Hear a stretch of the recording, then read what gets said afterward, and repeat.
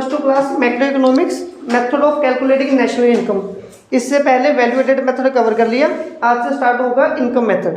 ठीक है, तो सबसे पहले इनकम मेथड में हमने करना क्या है, ये जैसे वैल्यू एडेड में हमने ये देखा था कि जितना टारगेट हमने सेट किया था किसी अकाउंटिंग ईयर में, उस हिसाब से हमने कितनी प्रोडक्शन की है, हम उस वैल्यू को ऐड कर करके नेशनल इनकम का आइडिया लगाते हैं।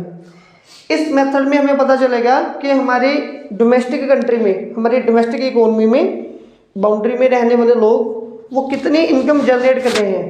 ठीक है, डिफरेंट फैक्टर में से। फॉर एग्जांपल आपकी फैमिली में 4 मेंबर हैं, चारों कोई ना कोई बिजनेस करते होंगे। एक ने एक साल में मान लो 1 लाख रुपया कमाया, दूसरे ने 2 लाख, तीसरे 3 लाख, चौथे ने 4 लाख। तो उनकी जो डोमेस्टिक इनकम हम कितने काउंट करेंगे, 4, 3, 7, 2, 9, 10 लाख। ठीक है, तो ये तो आपकी फैमिली की मैंने एग्जांपल दी है। जब हमने नेशन को समझना है तो फैमिली को रिप्लेस कर दो नेशन के साथ कि पूरी हमारी कंट्री। ये चीज़ क्लियर है ना।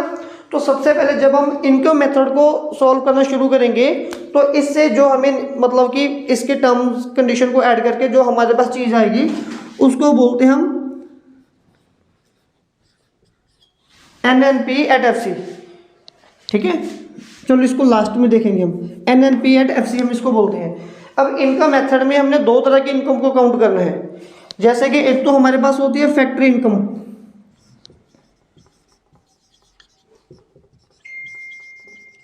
और एक हमारे पास होती है ट्रांसफर इनकम। ट्रांसफर इनकम का दूसरा नेम है यूनिलेटरल इनकम या यूनिलेटरल ट्रांसफर। ठीक है, अब इनमें होता क्या है एक्चुअल में, जो हमारी फैक्ट्री इनकम है इसको आपने काउंट करना है। ये वो इनकम है जो आपने कोई ना कोई फैक्टर सर्विसेज से जिसको आपने लीड किया है। जैसे कि अगर मैं आप लोगों को बढ़ा रहा हूँ तो आप लोगों से कुछ फीस लूँगा, तो वो मेरी फैक्ट्री इनकम है।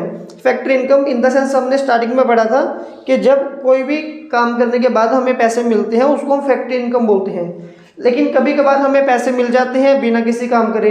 एग्जाम्पल, अगर अभी आप लोग स्टूडेंट हो, आपके पॉकेट में, पर्स में, बैग में पैसे हैं, कोई काम धंधा तो कुछ भी नहीं किया, वो फैमिली वालों ने हमें एक्सपेंडिचर दिए हैं। ठीक है, ऐसे ही कभी कभार क्या होता है, जैसे कि इसकी एग्जांपल मैं आपको दूं, अगर हमने किसी को विडो अलाउंस देनी है, ठीक है, या गवर्नमेंट जो हमारी पेंशन देती है लोगों को, जो लोग अनएम्प्लॉयमेंट अलाउंस देती है, जो लोग अनएम्प्लॉय हो जाते हैं, तो सरकार आते हैं ना भैया हम हर मंथ 1000 देंगे या एक महीने का 200, 250, 500 रुपये देंगे, तो वो ट्रांसफर इनकम में आता है। उसको काउंट नहीं करना, लेकिन इनको हमने काउंट करना है। ये चीज क्लियर है ना, यहाँ तक चलिए ठीक है। फिर जब हम इनकम मेथड को काउंट करेंगे हमारे पास इसके कौन कौन से कंपोनेंट्स आएंगे वो डिसाइड करते हैं। तो इसके लिए सबसे पहला हमारे पास हेडिंग होगा कि कंपोनेंट ऑफ डोमेस्टिक इनकम। फिलहाल हमने डोमेस्टिक इनकम निकालनी सीखनी है, फिर आगे नेशनल नेट ग्रोस कैसे निकलता वो प्रीवियस मेथड से कंटिन्यू करेंगे। ठीक है, तो जो सबसे पहले इसका हमारे पास कंपोनेंट होगा वो हमारे पास आएगा वेजेस एंड सैलरीज। ठीक है,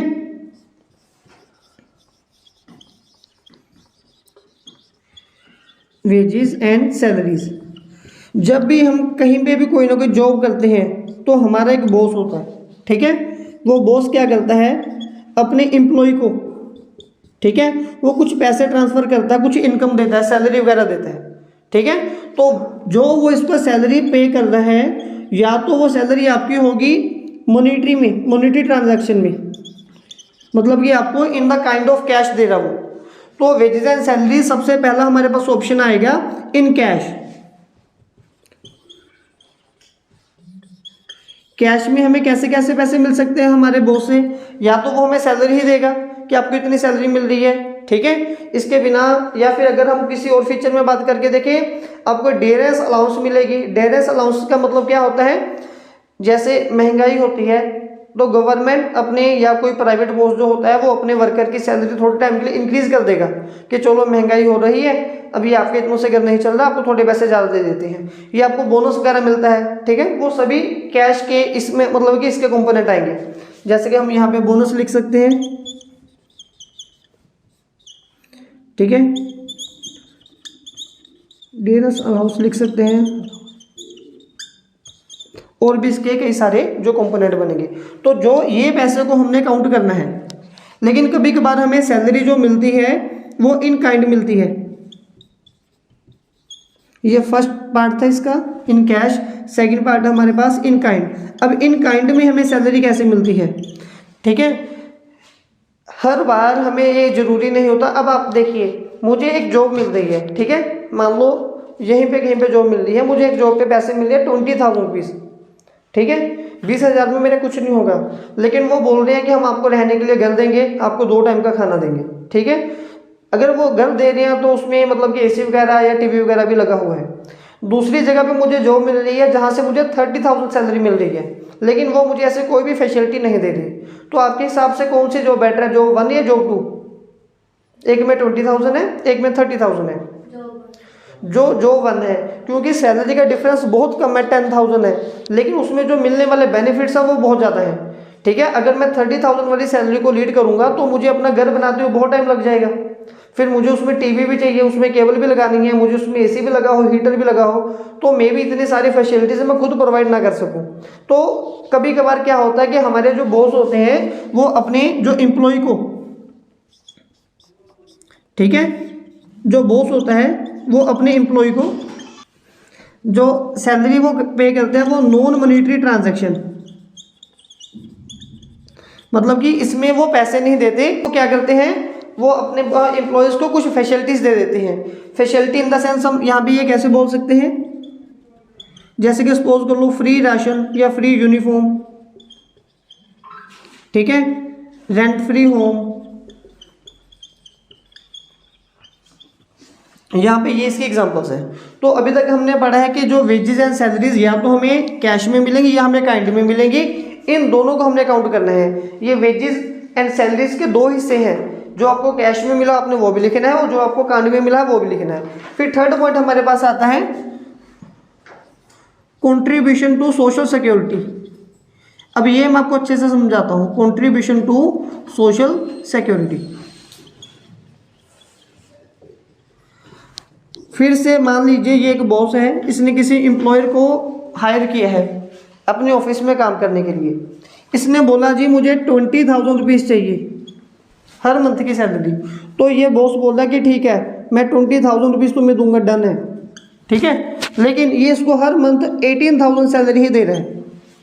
तो जो 2,000 है वो इसके पीडीएफ, ठीक है, प्रोविडेंट फंड में इसके पैसे जा रहे हैं। अब प्रोविडेंट फंड क्या होता है, अगर मैं किसी स्कूल कॉलेज में कहीं पे भी पढ़ा रहा हूँ तो मुझे मेरी सैलरी जितनी है उतनी वो दे रहे, जिस अकाउंट में मेरे बैंक में खाते में पैसे जा रहे हैं वो बैंक वाले मुझे हर मंथ 2,000 रुपये, 1,500 रुपये, 1,000 रुपये कम देते आ रहे हैं। सपोज कर लो कि मुझे 2,000 वो कम देते आ रहे हैं, चाहे मेरी इनकम 2 लाख हो, चाहे मेरी इनकम 2,000 हो, 20,000 हो, ठीक है, हमारे पास एंड ऑफ द डे कुछ नहीं बचता, क्योंकि जैसे जैसे हमारी सैलरी इंक्रीज होती है वैसे वैसे हम लोग हमारे खर्चों को इंक्रीज कर लेते हैं, ठीक है।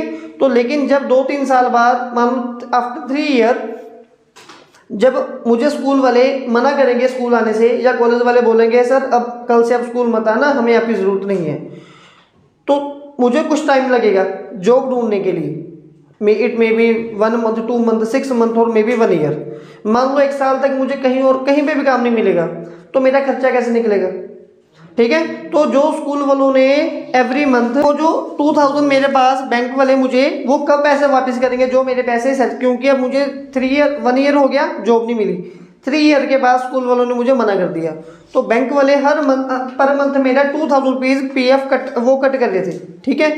तो 3 साल में 36 मंथ हो गए, तो बैंक वालों के पास मेरे कितने पैसे पड़े हैं, 72,000। तो जिस दिन मुझे स्कूल से मना किया जाएगा, मेरा उस बैंक में अकाउंट क्लोज होगा, तो उस दिन वो जो पैसे मेरे कट कर रहे थे वो मुझे रिटर्न कर देंगे। तो ये पैसा मेरे तब काम आएगा जब मेरे पास कोई और जॉब नहीं है। ये इस बात को आप यकीन करो कि आपकी कितनी भी सैलरी हो, एंड ऑफ द मंथ कुछ नहीं बचता क्या है, जो आप लोगों ने पीएफ में पैसे कटवाए होंगे या जो आप लोगों ने सेविंग्स बैंक में डिपॉजिट करवाई हुई है, कैश हमारा सारा का सारा खर्च हो जाता है, ठीक है।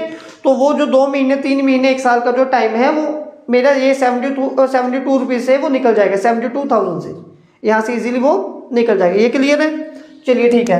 तो अब लेकिन ये जो सोशल सिक्योरिटी है, अब यहाँ पे छोटी सी एक प्रॉब्लम आती है। सपोज कर लो यहाँ पे एक बैंक है, ठीक है, अब ये है मेरा बॉस जो मुझे सैलरी देता था और ये मैं खुद हूँ, ठीक है। यहाँ पे मेंशन कर देते हैं कि ऑफिस का बॉस है, मुझे ₹1000 इनकम मिलनी चाहिए थी ना, ये मुझे कितने पैसे दे रहे हैं? 18,000, क्योंकि मेरे हिस्से के 2,000 ये पर मंथ बैंक में जमा करते आ रहे हैं। लेकिन मैं भी बहुत चालाक हूँ, फिर मैंने भी 2,000 अपने बैंक में जमा करने शुरू कर दिए।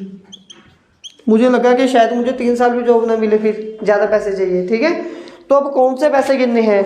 जो पैसे मेरे बॉस ने इस बैंक में जमा डिपॉजिट करवाए हैं वो गिनने हैं, जो मैं खुद जमा करवा रहा हूँ वो नहीं गिनने।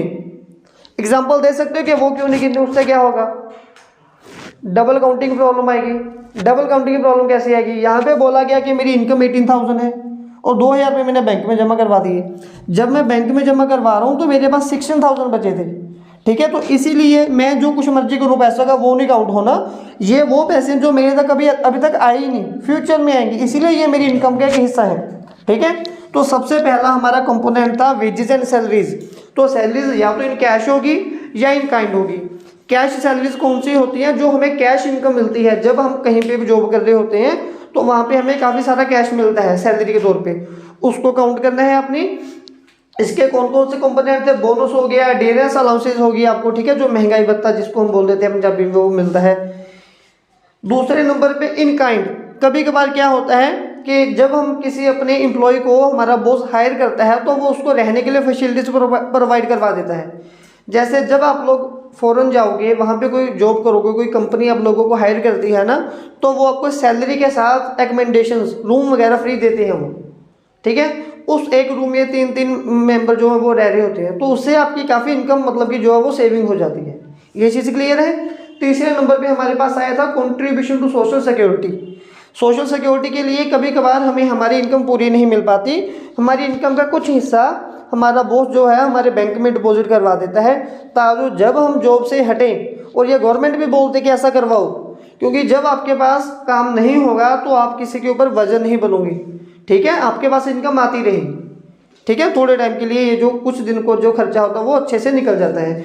ये तो था हमारा फर्स्ट कंपोनेंट। इसको हम बाद में अच्छे से याद करना सीखेंगे कि इनको याद कैसे करना है। इन तीनों को ऐड करना है हम लोगों ने। ठीक है, तब जाके वेजेस एंड सैलरीज बनेगी हमारी। फिर दूसरे नंबर पे हमारे पास आता है ऑपरेटिंग सरप्लस।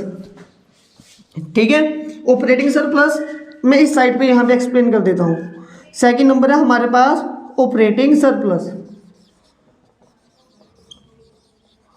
सरप्लस का मतलब पता क्या होता है किसी भी बच्चे को? ज़्यादा। कैसे मतलब? इनकम की फॉर्म में एक एग्जांपल दे देता हूँ। ठीक है, अब दुकान पे गए, दुकान पे जाके आपने एक ब्रेड का पैकेट लेना था, वो 30 रुपीज़ का है, 30 रुपये का है, आपने दुकान वाले को 50 रुपीज़ दे दिए, तो 20 रुपीज़ सरप्लस है। ठीक है, ये मैंने ऐसे मतलब कि आपकी बेसिक नॉलेज के लिए बता दिया। चलिए, अब ऑपरेटिंग सरप्लस में हमारे पास क्या आता है? इसके भी कंपोनेंट हैं। सबसे पहला हमारे पास इसका कंपोनेंट आएगा रेंट एंड रॉयल्टी। अब रेंट एंड रॉयल्टी का मतलब क्या होता है? रेंट अलग चीज़ है, रॉयल्टी में थोड़ा सा डिफरेंस है। ठीक है, इवन कि आप ये बोल सकते हो कि रेंट के बाद रॉयल्टी आती है। ये रॉयल वो नहीं है कि जो आपको शाही दिखाती है। सपोज कर लो मैंने किसी जगह से मतलब कि किसी पर्सन से एक बहुत ज़्यादा ज़मीन प्रोडक्शन करने के लिए किराए पे ले ली। ठीक है, तो जब मैंने वो ज़मीन किराए पे ली है तो मैं उसका रेंट पे करूँगा। ये तो सिंपल सी बात है, रेंट। जैसे कि हम लोग किसी घर पे रह रहे हैं, रेंट के घर पे रह रहे हैं, कोई दुकान है वो रेंट पे है, या ये जो हमारा कोचिंग सेंटर में भी ये रेंट पे है। ठीक है, अब रॉयल्टी इसके बाद कैसे आती है? कभी कभार जो ज़मीन आप लोगों ने किराए पे ली है, वहाँ पे सपोज कर लो कि कोयला की प्रोडक्शन हो रही है, कोल निकल रहा है, पेट्रोलियम, कुछ भी ऐसी चीज़ निकल रही है, तो आप अपने बॉस को उसके लिए कुछ एक्स्ट्रा पे करोगे कि सपोज कर लो ये ज़मीन है, वहाँ पे बहुत अच्छी प्रोडक्शन हो रही है या कुछ कोल वगैरह मिल रहा है आपको, वो हर साल निकलता रहेगा, बार बार निकलता रहेगा।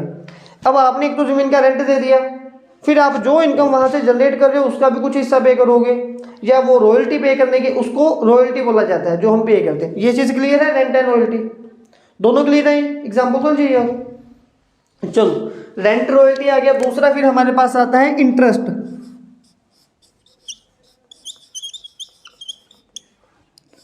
ठीक है, अब इंटरेस्ट क्या होता है? जब कभी कभार हम किसी से कुछ पैसे उधार मांग लेते हैं, ज़रूरत पड़ती है ना उधारी मांगने की। तो जैसे हमने किसी बैंक से पैसे उधार ले लिए, बैंक वालों ने आपको 1 लाख रुपीज़ दे दिया उधार, वो बोलने के अब आपने हर मंथ हमें 1000 रुपीज़ एज ए इंटरेस्ट पे करना है। तो ये भी हमारी की इनकम है, आपको कैपिटल के ऊपर आपको रिटर्न में कुछ इनकम मिल रही है, इंटरेस्ट मिल रहा है आपको। ये चीज़ क्लियर है, ठीक है ना। चलिए इंटरेस्ट भी हो गया हमारा। अब तीसरे नंबर पे हम लोग आते हैं। थर्ड जो हमारा फैक्टर है दैट इज प्रॉफिट, और ये बहुत अच्छा पॉइंट है प्रॉफिट, ठीक है। प्रॉफिट का तो मतलब आपको पता है जो हम पैसे कमा रहे हैं, लेकिन इसके भी कई हिस्से होते हैं। अब कई हिस्से कैसे होते हैं, सपोज कर लो कि मैं एक स्कूल चला रहा हूँ, ठीक है। मेरे स्कूल में बहुत सारे बच्चे होंगे, बहुत सारे टीचर्स होंगे। अब स्कूल वाले बच्चों की सबकी जब फीस मैं पर मंथ की ऐड करता हूँ, तो उनका जो पर मंथ का जो हमारे पास खर्चा आता है, इनकम आ रही है, एक महीने में सब बच्चों की फीस मिला के 50 लाख रुपीज़ मेरे पास आ गया, क्योंकि मैं बॉस हूँ। एंड ऑफ द मंथ सारे पैसे मेरे कैबिन में होंगे, ठीक है। तो दिखेगा कि ये 50 लाख रुपए मैं प्रॉफिट कमा रहा हूँ पर मंथ, है ना। लेकिन वही बात है कि ये 50 लाख थोड़ा प्रॉफिट है मेरा, इसमें से कुछ खर्चे भी तो मैंने करने हैं, कुछ क्या बहुत सारे खर्चे करने हैं। Infrastructure, building maintenance, security guard है, टीचर हैं, स्कूल में वैन चल रही है, और बहुत सारे खर्चे हो जाते हैं। ये चीज़ क्लियर है आप लोगों को, ठीक है। तो जब ये प्रॉफिट होता है तो इसके 3 हिस्से किए जाते हैं। सबसे पहला जो हमारे पास हिस्सा होता है उसको हम बोलते हैं डिविडेंड, ठीक है। डिविडेंड क्या होता है, डिविडेंड वो वाला हिस्सा है जो स्कूल का प्रिंसिपल या स्कूल का ओनर टीचर्स को सैलरी पे कर देता है। जो मेरे पास 50 लाख रुपीज़ आए तो वो मैंने टीचर को सैलरी भी तो देनी है।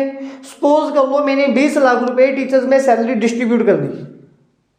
ये क्लियर है, जितने पैसे मेरे पास आए उसमें से 20 लाख रुपए मैंने क्या किया, अपने टीचर्स को सैलरी डिस्ट्रीब्यूट कर दी। टीचर को कर दी, ड्राइवर को कर दी, जो नैनीज हैं आंटी हैं स्कूल में, ठीक है, 4th क्लास एम्प्लॉई है, 3rd क्लास, सबको पे कर दी मैंने।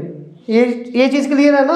तो इसको हम बोलते हैं डिविडेंड। तो डिविडेंड बेसिकली कौन सा हिस्सा होगा, जो एक बॉस अपने वर्कर को पैसे जो है वो जनरेट कर देता है, ठीक है। जो पैसे कुछ हिस्सा हमारा प्रॉफिट चला गया डिविडेंड के पास। दूसरे नंबर पे हमारे पास एक हिस्सा आता है कोऑर्पोरेट प्रॉफिट।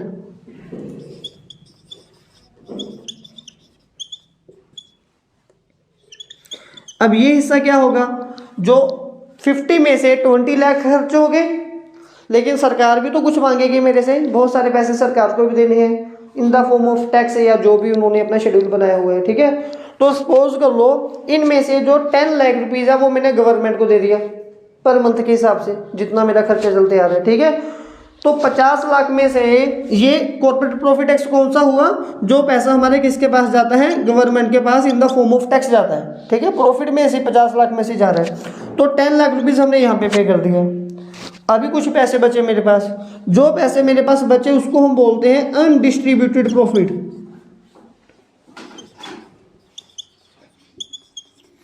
अब ये जो अनडिस्ट्रीब्यूटेड प्रॉफिट है, कितने पैसे बचे मेरे पास, 50 में से 20 यहाँ गए, 10 यहाँ गए, तो कितने बचे होंगे, 20 लाख, ठीक है। अब ये जो 20 लाख रुपीज़ मेरे पास बचे हैं वो मेरे अपने हैं, उनको मैं उसको बोलते हैं अनडिस्ट्रीब्यूटेड प्रॉफिट, किसको डिस्ट्रीब्यूट नहीं किया गया। अब उसका मेरी मर्जी है, मैं क्या करूं, चाहे मैं फर्दर इन्वेस्ट करूं और बड़ी बिल्डिंग बनाऊं स्कूल में, ठीक है, और टीचर लेके आऊं और क्लासरूम बनाऊं, या अपने किसी फैमिली एक्सपेंसेस के लिए खर्च करूं, या अपने बैंक अकाउंट में जमा करवा दूं, वो मेरी मर्जी है, किसी की हेडेक नहीं है। ये चीज़ क्लियर होगी यहाँ तक, ठीक है। तो प्रॉफिट के 3 हिस्से थे, डिविडेंड या फिर कॉर्पोरेट प्रॉफिट या फिर अनडिस्ट्रीब्यूटेड प्रॉफिट। अगर आपको न्यूमेरिकल में प्रॉफिट भी गिवन है और ये तीनों गिवन है तो अपने तीनों को नहीं काउंट करना, प्रॉफिट को काउंट करना है। अगर आपको 3 में से 2 गिवन है और प्रॉफिट गिवन है तो भी प्रॉफिट को ही लेना है। अगर तीनों गिवन हो गए ना तो इन तीनों का प्लस प्रॉफिट के जितना ही आएगा, ठीक है। ये इस चीज़ में हमने कंफ्यूज नहीं होना। अगर आपने प्रॉफिट को भी काउंट कर लिया और इनमें से भी किसी को काउंट कर लिया तो क्या होगा, डबल काउंटिंग प्रॉब्लम होगी, उससे हम लोगों ने अवॉइड होना है, ठीक है। तो 2 कंपोनेंट हमने रीड कर लिए।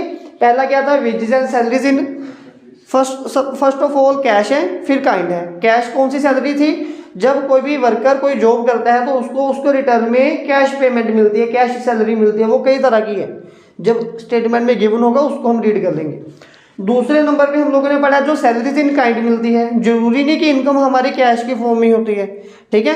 बहुत सारी इनकम हमें और फैसिलिटीज के रूप में मिल जाती है। आपके बॉस ने आपको बाइक लेके दे दी, कार लेके दे दी, रेंट फ्री होम लेके दे दिया। जो हमारे आर्मी वाले होते हैं उनको कैंटीन से सामान 50% रेट पे मिलता है, ठीक है। तो मतलब ये चीज़ें चलती आ रही हैं। थर्ड पॉइंट पे हमारे पास क्या आया था, कंट्रीब्यूशन टू सोशल सिक्योरिटी। आपका बॉस आपकी सैलरी का जो हिस्सा आपके लिए पीएफ के तौर पे कट कर रहा है, आपको फ्यूचर में जाके पे करेगा जब आप स्कूल को स्किप करोगे या छोड़ोगे, ठीक है, उसको हम लेते हैं। तीसरे नंबर पे हमारे पास आता है ऑपरेट सेकंड, ये तीनों थे फर्स्ट पॉइंट। अब दूसरे नंबर पे है ऑपरेटिंग सरप्लस। फिर ऑपरेटिंग सरप्लस के हमारे आगे 3 कंपोनेंट हैं। सबसे पहला कंपोनेंट है रेंट एंड रॉयल्टी। जब आप कोई ज़मीन किराए पे लेते हो तो उसके लिए आपको रेंट पे करना पड़ता है। रॉयल्टी उसी का आगे वाला एक पार्ट है, जब आप उस पर कोई स्पेशल प्रोडक्शन करते हो तो आप उसके लिए भी कुछ इनकम जनरेट करके देते हो, ठीक है, कुछ पे करते हो। Second number interest. जब हम किसी को कुछ पैसे उधार देते हैं, इंटरेस्ट पे पैसे दे देते हैं तो उसके बदले में हमें ब्याज मिलता है, ठीक है, उसको इंटरेस्ट बोलते हैं। थर्ड लास्ट बनता है हमारे पास प्रॉफिट।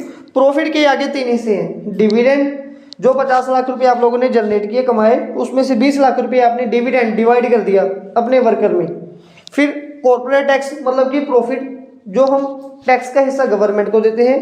तीसरे नंबर पे अनडिस्ट्रीब्यूटेड प्रॉफिट। अनडिस्ट्रीब्यूटेड प्रॉफिट आपका कौन सा होगा, जो आपके पास पैसे बच गए भी आपके कहीं बाहर नहीं जाएंगे, ठीक है। इसके बाद एक लास्ट कंपोनेंट हमारे पास बचा है, दैट इज मिक्स्ड इनकम, ठीक है, वो मैं यहाँ पे लिख देता हूँ। जो थर्ड कंपोनेंट है हमारे पास, थर्ड कंपोनेंट है दैट इज मिक्स्ड इनकम। अब मिक्स्ड इनकम में क्या होता है, जब हम कभी कभार अपनी खुद की ही बिल्डिंग में काम कर रहे हैं, ठीक है। चलो मैं आपको एक छोटी सी एग्जांपल देता हूँ। सपोज कर लो मे बी आपके खेत होंगे, ठीक है, जहाँ पे फार्मिंग करते हैं, तो वहाँ पे कुछ लेबर होती है जिनको हम दिहाड़ी के तौर पे रेंट पे रखते हैं। मतलब कि आप एक दिन काम करो 500-600 रुपये देंगे, एक तो ये चीज़ होगी। अब लेबर के बिना और कौन कौन काम करता है, आपके फादर काम करते होंगे, आपके फादर के बिना और कौन काम करता है, आप भी काम करते हो। और सबसे बड़े जो पर्दे के पीछे रह के काम करती है, जिसको हम बिल्कुल काउंट ही नहीं करते, हमारे घर की लेडीज़, ठीक है। अगर जब हम हमारे खेतों में काम कर रहे हैं तो सभी लोगों को छुट्टी मिल सकती है, बस घर की लेडी को छुट्टी नहीं मिलेगी। जब उन्होंने बोला कि मैंने कहीं पे जाना, वो बोलेगी चाय कहाँ से आएगी, खाना कहाँ से आएगा, कहीं पर जाना, घर पे बैठो, ठीक है। तो लेकिन जब हम बाकियों को तो सैलरी को काउंट कर लेते हैं कि हमने हमारे वर्कर को कितनी सैलरी दी, वो फर्स्ट कैटेगरी में आ चुकी है, ठीक है। लेकिन हम हमारे बच्चों को, हमारे फादर को, हमारी वाइफ को, हमारी सिस्टर को कितनी सैलरी दे, उसको कैलकुलेट नहीं किया जा सकता, ठीक है। मैं फिर से एक्सप्लेन कर रहा हूँ। कभी कभार मिक्स्ड इनकम का मतलब क्या होता है, जहाँ से इनकम तो जनरेट हो रही है लेकिन उसमें ज़्यादातर हमारे घर के ही फैक्टर हैं। मैं आपको ट्यूशन पढ़ा रहा हूँ, मैं भी पढ़ा रहा हूँ, मेरे वाइफ भी पढ़ा रहे हैं, और ये मेरे खुद का ही रूम है, और मेरे घर वाले मेरी और इनडायरेक्ट वे से बहुत सारी हेल्प करते हैं। तो ये इनकम को मैं उनमें डिवाइड नहीं कर सकता, ठीक है। मेरे लिए काफ़ी मुश्किल है कि मैं सबको कितनी सैलरी दूँ। मार्केट में एक कप चाय 10 रुपये का आता है, नीचे से चाय आती है तो 10 रुपये दूंगा, फिर पिटाई होगी, फिर देते तो ये 10 रुपये, ठीक है। तो इसको हम बोलते हैं मिक्स्ड इनकम। ये पूरे का पूरा ये ऐसे ही होगा, इसका कोई भी सब पार्ट नहीं है। पहले इसको अच्छे से समझो, फिर इसको कोड वर्ड में याद करना हम सीखते हैं, ठीक है। नेक्स्ट, प्रीवियस वीडियो में हमने ये सीखा कि इसमें कौन कौन से इसकी टाइप्स हैं, लेकिन इसको लर्न करना भी आना चाहिए, ठीक है। तो इस वीडियो में कुछ शॉर्टकट को डिज़ाइन करेंगे जिससे ये पता चलेगा कि इस मेथड को हमने आसानी से याद कैसे करना है, ठीक है। सबसे पहले जब भी हम इनकम मेथड को कैलकुलेट करेंगे, सोल्व करेंगे, मतलब कि इन चीज़ों को जब हम ऐड करेंगे, ठीक है, तो हमारे पास जो निकल के आता है उसको हम बोलते हैं NDP@FC, ये net domestic income eight factor cost, ठीक है। ये नेट इनकम होती है, इसमें डेप्रिसिएशन माइनस होती है, और ये आपके देश के अंदर की इनकम है, बाहर से जो पैसे आ रहे हैं उसको हम काउंट नहीं करते। ये सही है, चलिए ठीक है। हमने पढ़ा था कि सबसे पहले हमने कंपनसेशन ऑफ एम्प्लॉयज़ को ऐड करना है। जब भी आपको एग्जाम में या आपको मिक्स्ड न्यूमेरिकल मिलेंगे तो अपने इनकम मेथड के लिए लर्न कर लेना है कॉम, ठीक है। ये ट्रिक सिखा रहा हूँ कि मेथड कैसे याद रहेगा। अब C for compensation of employees, ठीक है, और हमारे पास O है ऑपरेटिंग सरप्लस, और आगे है मिक्स्ड इनकम। जब आपने कॉम को लर्न करना है तो आपने यहाँ पे लिखना है C@ कंपोजिशन एम्प्लॉयज कैसे कैसे हो सकता है, कैश की फॉर्म में, काइंड की फॉर्म में, या सोशल सिक्योरिटी की फॉर्म में, CKS, ठीक है। C@CKS, इसको ऐसे लर्न करना है। तो आपको याद आ जाएगा कि इसमें 3 फैक्टर कौन से होते हैं। जो हमारे पास फिर दूसरी तरफ था operating surplus, O stand for operating surplus, ठीक है। उसको हम कैसे लिखेंगे, O को, इसमें है हमारे पास रेंट, रॉयल्टी, इंटरेस्ट और प्रॉफिट, ठीक है। इसको आप लिखोगे RIP, मतलब कि रेस्ट इन पीस, ठीक है। R for rent and royalty, ठीक है। देखिए रेंट अलग चीज़ है, रॉयल्टी उसके बाद वाली चीज़ है, ठीक है ना। उसके बाद हमारे पास आता है इंटरेस्ट। ये जो 3 तरह के पैसे हैं, ये जो इनकम है, ये आपको कहाँ से इनकम मिलती है, आपकी किसी प्रॉपर्टी से। आपके पास कोई प्रॉपर्टी है, उसके बदले में आपको ये पैसे मिलते हैं, ठीक है। रेंट, रॉयल्टी और इंटरेस्ट। उसके बाद हमारे पास एक आता है प्रॉफिट। प्रॉफिट ये कहाँ से मिलता है, जब कोई एंटरप्राइजर अपने बिजनेस को रन कर रहा होता है, ठीक है। तो प्रॉफिट के आगे 3 पार्ट थे हमारे पास, उसको आप लिखोगे DUC, ठीक है। जब हमारे पास O है ना, O के नीचे हमने क्या लिख दिया RIP, तो P के नीचे लिख दिया DUC। फिर थर्ड है हमारे पास मिक्स्ड इनकम, उसका कोई भी सब कंपोनेंट नहीं है। तो मतलब कि जब भी आपने नेशनल इनकम मेथड को शुरू करना होगा, तो आपने अपने कॉपी के पीछे लिख लेना है COM, ठीक है। तो कंपनसेशन के साथ हमने नीचे क्या लिखना है, वेजेस, सैलरीज, सोशल सिक्योरिटी। तो wages and salaries in kind है ना, तो हमने सी के नीचे क्या लिख देना है, W, wages and salaries in cash है ये हमारे पास ना, तो इसको हम लिखेंगे कैश की फॉर्म में लिख देते हैं। सबसे पहले हम यहाँ पे लिखेंगे C फॉर कैश, फिर आगे इन काइंड, फिर उसके बाद आगे सोशल सिक्योरिटी कंट्रीब्यूशन। ये तीनों किस में आ रहे हैं, ये C में आ रहे हैं। फिर जो हमारे पास हमारा ऑपरेटिंग सरप्लस है, उसका क्या है, रेस्ट इन पीस, मतलब कि रेंट, रॉयल्टी, ऑपरेटिंग, आगे आई है इंटरेस्ट और P है हमारे पास प्रॉफिट। प्रॉफिट आगे फर्दर 3 पार्ट में डिवाइडेड है, तो प्रॉफिट को हम आगे क्या बोलेंगे, हमारे पास था ये undistributed profit, D, dividend, undistributed profit, और उसके बाद हमारे पास कॉर्पोरेशन टैक्स, DUC डक्ट, ठीक है। लास्ट में जो मिक्स्ड इनकम है, इसका कोई भी कंपोनेंट नहीं है। तो मेरे लिहाज से ये पूरे टेबल को याद करने से बेटर है कि ये वाला जो कोड वर्ड है, ये आपको काफ़ी हेल्पफुल रहेगा जब हम न्यूमेरिकल करेंगे, ठीक है। चलिए, अब इस मेथड में जैसे हमने वैल्यू एडेड में देखा था कि कुछ चीज़ों को काउंट करना है, कुछ चीज़ों को काउंट नहीं करना, तो किन किन चीज़ों को हम यहाँ पे काउंट करते जाएंगे। सबसे पहला हमारे पास है क्या, ट्रांसफर इनकम या ट्रांसफर पेमेंट। जो ट्रांसफर पेमेंट है हमारे पास, उसको हम काउंट नहीं करेंगे। क्यों नहीं काउंट करेंगे, क्योंकि ये कौन सा पैसा होता है जो बिना मेहनत के हमें मिल रहा है। ट्रांसफर पेमेंट मतलब कि इस पैसे को जनरेट करने के लिए गुड्स एंड फ्लो सर्विसेज का फ्लो आउट नहीं हुआ, जस्ट इनकम आ गई आपके पास। अब ये कैसे आ गई, इसकी भी मैं आपको एग्जांपल देता हूँ। आज से 3-4 साल पहले जो दुबई के शेख थे, जो दुबई का राजा है, वो इंडिया में भी आया था और वो पाकिस्तान में भी गया था। तो उन्होंने सोचा कि हमें इंडिया और पाकिस्तान के साथ रिलेशन इंप्रूव करने चाहिए। हमारे बहुत सारे इंडियन वर्कर दुबई में जॉब करते हैं, बहुत सारे पाकिस्तान के लोग भी दुबई में जॉब करते हैं। तो जब वो यहाँ पे आए, उन्होंने इंडिया को कुछ पैसे एज ए गिफ्ट की फॉर्म में दिए। जैसे हम जाते हैं ना किसी के घर पहली बार तो शगन देते हैं, ऐसे ही उन्होंने पाकिस्तान को भी कुछ पैसे दिए थे। इंडिया को ज़्यादा पैसे दिए, पाकिस्तान को कम दिए थे। वो इनकम तो हमारे पास आ गई, लेकिन वो इनकम बिना किसी काम की आई है, तो उस पैसे को हम ट्रांसफर इनकम बोलते हैं।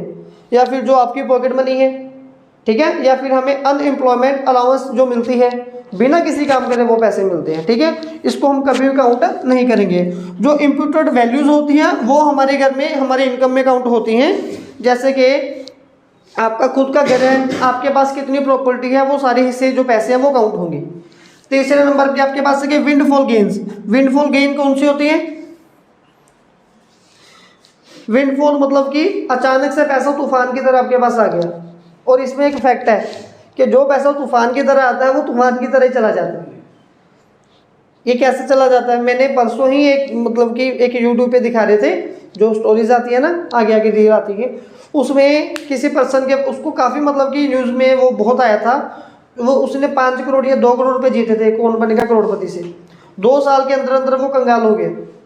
क्योंकि जब हमारे पास ऐसे पैसे आ जाते हैं लेकिन वो हमें संभालने नहीं आते, वो बहुत सारे पैसे उसको अलग अलग शोर में बुलाया जा रहा था, वहाँ पे खर्चा होता था उसका। उसने पैसे काफ़ी सारे दान वगैरह करने शुरू कर दिए थे, डोनेशन देनी शुरू कर दी थी। बहुत सारे लोग फ्रॉड बन के उसके पास गए थे, पैसे लेके चले गए, है ना। लेकिन वो कोई बिजनेस को अच्छे से रन नहीं कर पाया। तो ऐसे ही, या फिर ये जो पैसे होते हैं विंडफॉल गेन वाले, जैसे कि हमने जुआ से कुछ पैसे कमा लिए, ठीक है, तो गैम्बल वगैरह खेल के, ठीक है, तो ये जो पैसे होते हैं इलीगल एक्टिविटी से आते हैं। कुछ इलीगल एक्टिविटी होती है, कुछ नहीं होती, जैसे लॉटरी से पैसे आ गए, तो उन पैसे को कहीं पे भी कोई वैल्यू उनकी नहीं ली जाती। उनकी वैल्यू क्यों नहीं ली जाती? क्योंकि जब वो आपके पास पैसे आए हैं, 2 करोड़ रुपए आपके पास आ गया, एक मिलती है ना 20 रुपए की टिकट, विसाखी बम्पर जिसको बोलते हैं, वो पूरा साल बिकती है। End of the year Vaisakhi वाले दिन फिर निकलता है कि किसका नंबर है, जिसका नंबर निकलेगा उसको 2 करोड़ रुपए मिलेंगे, ठीक है। तो जब वो 2 करोड़ रुपए मिलते हैं, वो कितने लोगों ने टिकट परचेज कर ली होगी। जो लोग हैबिचुअल हो जाते हैं वो एक टिकट नहीं परचेज करते, वो तो 10-10 परचेज कर लेते हैं। तो जब उनके पास ऐसे पैसे आते हैं तो वो बिना किसी काम करे आते हैं, उनमें गुड्स एंड सर्विसेज का फ्लो आउट नहीं हुआ होता, इसीलिए हम इसको काउंट नहीं करते। ये क्लियर है? चलिए ठीक है जी। फोर्थ हमारे पास आ गया कैपिटल गेन। कैपिटल गेन का मतलब क्या होगा? कैपिटल जिसके थ्रू आप लोग प्रोडक्शन कर रहे हो, गेन, उससे अब जो पैसा मिल रहा है। अब कैसे पैसा मिल रहा है, इसका मतलब ये है, इसको आसान करके लिखें कि जो इनकम हमें सेकेंड हैंड गुड से मिलती है उसको काउंट कभी नहीं करना। उसको क्यों नहीं काउंट करना हमने? मैंने पहले बताया था आपको, क्योंकि इनके first hand value already income में काउंट हो चुकी है। अब दूसरी बार जब हम इसको काउंट करेंगे तो डबल काउंटिंग प्रॉब्लम आ जाएगी। आपके पास एक गाड़ी है, आपने 10 लाख की खरीदी थी, अब किसी और ने वो 5 लाख की खरीद ली, तो वो सेकेंड हैंड गुड है, वो 5 लाख नहीं काउंट होगी। लेकिन जो आपके बीच में एक पर्सन, थर्ड पर्सन बैठा है, जो आपकी डील करवा रहा था, वो बीच में से 50,000 रुपये कमा रहा है, उसका कमीशन वो काउंट होगा। ये चीज़ क्लियर है ना? चलिए ठीक है। नेक्स्ट, ये कैपिटल गेन भी हम काउंट नहीं करेंगे। नेक्स्ट आ गया कि इनकम फॉर सेल्फ कंजप्शन, जो हमारी सेल्फ कंजप्शन के लिए इनकम। अब इसकी एग्जांपल क्या है? मान लो हमारा गगन है, इसके पास बहुत सारे पैसे आ गए, ये मतलब कि मूवीज़ वगैरह, जो फिल्में वगैरह वो बनाने लग गया, प्रोड्यूसर बन गया। तो इसके पास 10-15 फ्लैट होंगे, बड़े बड़े महल होंगे, घर होंगे, है ना। तो जब इसने कोई ऐड करनी होती है या कोई शो चलाना होता है या कोई मूवी की शूटिंग करनी है, ये अपने ही मतलब कि फ्लैट में, अपने ही जो महल है उसमें शूटिंग करता है। और ये प्रोड्यूसर की दुनिया में नया है और ये बोलता है कि मैं किसी भी बगानी बिल्डिंग में एक्टिंग नहीं करूँगा, अगर मेरे से एक्टिंग करवानी है, इस बिल्डिंग का प्राइस बोलो क्या है, मैं खरीदने के लिए तैयार हूँ, ठीक है। तो थोड़ा सा इसका अपना भी है। तो मतलब कि जब कोई प्रोड्यूसर सेल्फ कंजप्शन के लिए, अपने सुख सहूलत के लिए वो कुछ अपनी प्रॉपर्टी को ऐड करता है, जैसे कि अभी घर बना दिए, गाड़ियाँ बना ली, लेकिन यूज़ वो हम हमारे लिए ही करेंगे। मैं फिर से बोल रहा हूँ, अभी वो पान बाहर मसाला वाले के जो रेट बढ़ रही है, वो बोल रहे हैं ना, तो दिल्ली में भी बढ़ी है, कल रेट 3 जगह बढ़ी है। फिर वो बोलते हैं कि कैश तो कमाया है, लेकिन कागज पत्तर बहुत सारे मिल रहे हैं, प्रॉपर्टी के कागजात, तो वो इन्हीं में आते हैं, इसको हम काउंट करेंगे, ठीक है। इसकी और एग्जांपल आपको एक आसान करके दे देता हूँ। जैसे कि अगर मैं अपने घर में रह रहा हूँ, मेरा खुद का घर है बना हुआ, इसमें मैं रेंट नहीं ना पे कर रहा, तो ये मेरी गलतफहमी है। इसका रेंट मैं खुद को ही पे कर रहा हूँ। अगर मेरे पास खुद का घर ना होता तो मैं क्या करता, किसी दूसरे को पे करता ना। अब इसका रेंट मैं खुद को पे कर रहा हूँ, ठीक है। लास्ट पॉइंट जो हमारे पास आ गया, इनकम टैक्स। इनकम टैक्स को काउंट करना चाहिए, नहीं करना चाहिए? प्रीवियस मेथड में तो हमने इसको मतलब कि इग्नोर कर दिया था कि इसको काउंट नहीं करना, क्योंकि ये डायरेक्ट टैक्स है और उसमें इनडायरेक्ट टैक्स है ये। इस बार काउंट करेंगे या नहीं करेंगे?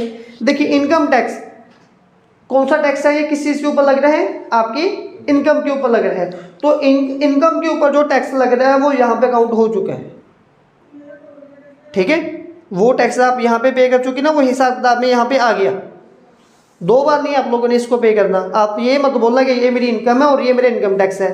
वो जो इनकम टैक्स है वो कहाँ से निकालोगे? वो यहीं से निकालोगे ना, जब आपके बॉस ने हमें बहुत सारे पैसे कैश दे दिए, तो जो हमारा इनकम टैक्स है वो यहीं से निकलेगा। अब ये नहीं बोलना कि ये पैसे पड़े और ये टैक्स पड़ा है, ठीक है। तो डबल काउंटिंग प्रॉब्लम फिर से हो जाएगी। इसको भी हम लोग क्या करेंगे? इग्नोर करेंगे।